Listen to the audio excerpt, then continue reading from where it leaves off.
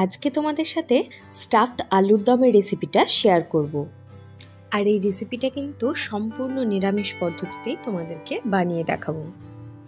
আর রেসিপিটা বানানোর জন্য আমি এখানে 1 কেজি মিডিয়াম সাইজের আলু নিয়ে নিয়েছি। প্রথমে সমস্ত আলুগুলোর খোসা ছাড়িয়ে নিচ্ছি।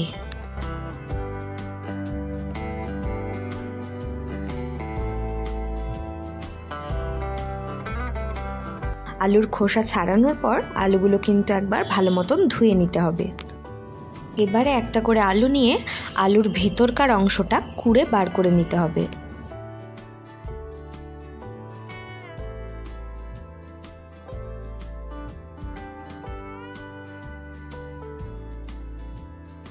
ভিডিওটা ভালো করে লক্ষ্য করলে বুঝতে পারবে আমি কিভাবে আলুটাকে কুড়ে নিয়েছি।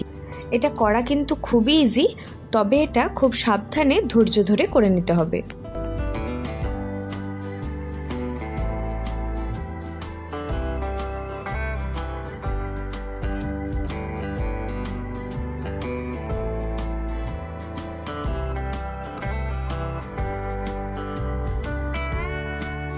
দেখো, প্রতিটা আলু কিন্তু এইভাবে কুড়ে নিতে হবে। আর সমস্ত আলুগুলোকে একইভাবে কুড়ে নেওয়ার পর বেশ কিছু উপকরণও রেডি করে নিয়েছি। যেমন এখানে বেশ খানিকটা কিশমিশকে একদম ছোট করে কুচিয়ে নিয়েছি, আর কিছুটা কাজুকেও কুচিয়ে নিয়েছি, আর এখানে 200 গ্রাম পনিরকেও গ্রেট করে নিয়েছি। আর আলুর স্টাফিংয়ে দেওয়ার জন্য আমি একটা ছোট সাইজের ক্যাপসিকামকেও একদম ছোট করে কুচিয়ে নিয়েছি।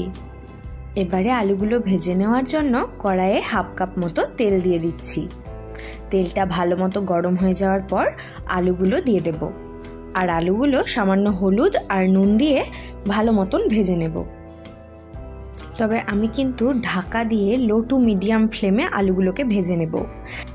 আর এভাবে ভাজলে আলুগুলো কিন্তু ভাজার সময়তেই 80% মতো সেদ্ধ হয়ে যাবে।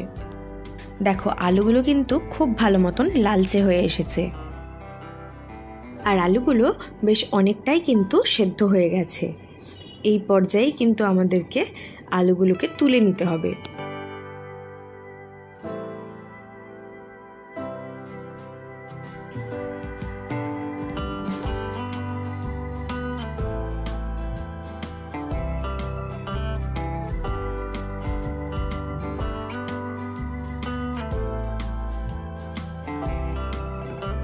এবারে আলুর স্টাফিংটা বানানোর জন্য অন্য একটা ফ্রাইং প্যানে 3 চামচ মতো তেল দিয়ে দিচ্ছি।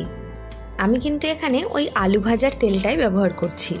এবারে যে আলুগুলো কুড়ে রেখেছিলাম তার থেকেই অর্ধেকটা আলু দিয়ে দিচ্ছি, কারণ পুরটা বানাতে আমার সমস্ত আলুটা কিন্তু লাগবে না। সামান্য একটু লবণ দিয়ে আলুটাকে ফ্রাই করে নেব, আর ঢাকা দিয়ে এটাকে লো ফ্লেমে কুক করব, যাতে খুব তাড়াতাড়ি আলুটা সেদ্ধ হয়ে যায়। 2 থেকে 3 মিনিট পর ঢাকনা খুলে কুচনো কাজু, কিশমিশ আর ক্যাপসিকামটা অ্যাড করে দিচ্ছি।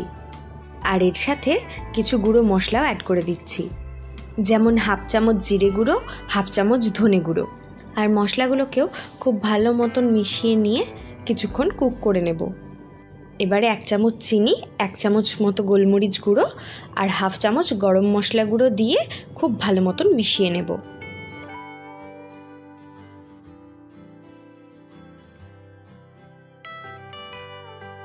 আলুর স্টাফিং বা পুর কিন্তু আমাদের রেডি। এবারে এর মধ্যে গ্রেট করা পনিরটা দিয়ে খুব ভালো মতন একবার মিশিয়ে নেব। আর এই স্টাফিংটা ঠান্ডা হওয়ার পরেই কিন্তু আলুর মধ্যে পুরটা ভরতে হবে। আর এটা ঠান্ডা হতে হতে আলুর দমের গ্রেভির জন্য মশলাটা বানিয়ে নেব। একটা মিক্সিং জারের মধ্যে দিয়ে দিচ্ছি 3 চামচ পোস্ত। পোস্তটাকে শুকনোয় একটু গুঁড়িয়ে নেব। এবারে এর মধ্যে 15-16টা মতো কাজু আর 5-6টা মতো কাঁচা লঙ্কা দিয়ে সামান্য একটু জল অ্যাড করে একদম স্মুথ একটা পেস্ট বানিয়ে নেব। ওদিকে আলুর পুরটাও কিন্তু আমাদের ঠান্ডা হয়ে গেছে। এবার ওই পুরটার থেকে কিছুটা করে নিয়ে আলুর মধ্যে ভরে দেব।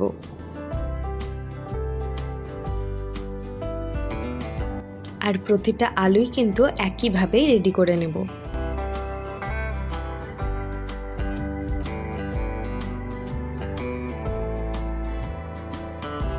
দেখো, সমস্ত আলুগুলো পুর ভরে রেডি করে নিয়েছি। এবারে আলুর দমের গ্রেভিটা বানাবো। তার জন্য আলু ভাজার যে তেলটা ছিল সেই তেলটার মধ্যেই কিন্তু দিয়ে দিচ্ছি গোটা গরম মশলা ফোড়ন আর 2টো তেজপাতা। ফোড়নে সামান্য একটু গোটা জিরেও অ্যাড করে দিলাম।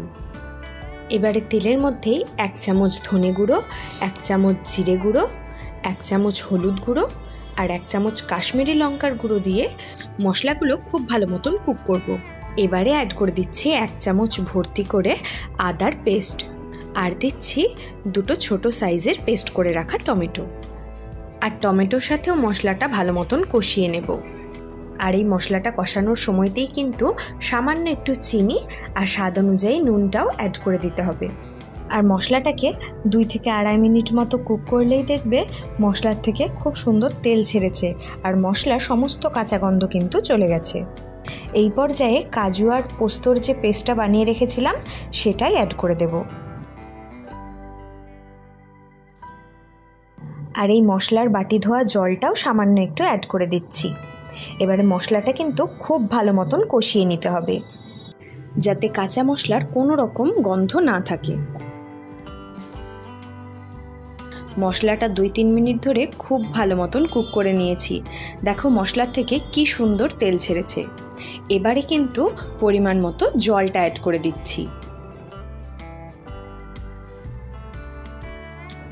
ঝোলটা খুব ভালো মতন ফুটে এলে সমস্ত পুরভরা আলুগুলোকে দিয়ে দেব ঝোলের মধ্যে।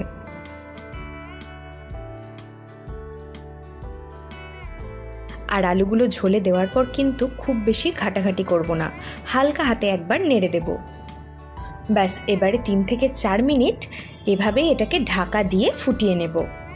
আর গ্যাসের ফ্লেমটা কিন্তু এই সময় মিডিয়ামে রাখতে হবে।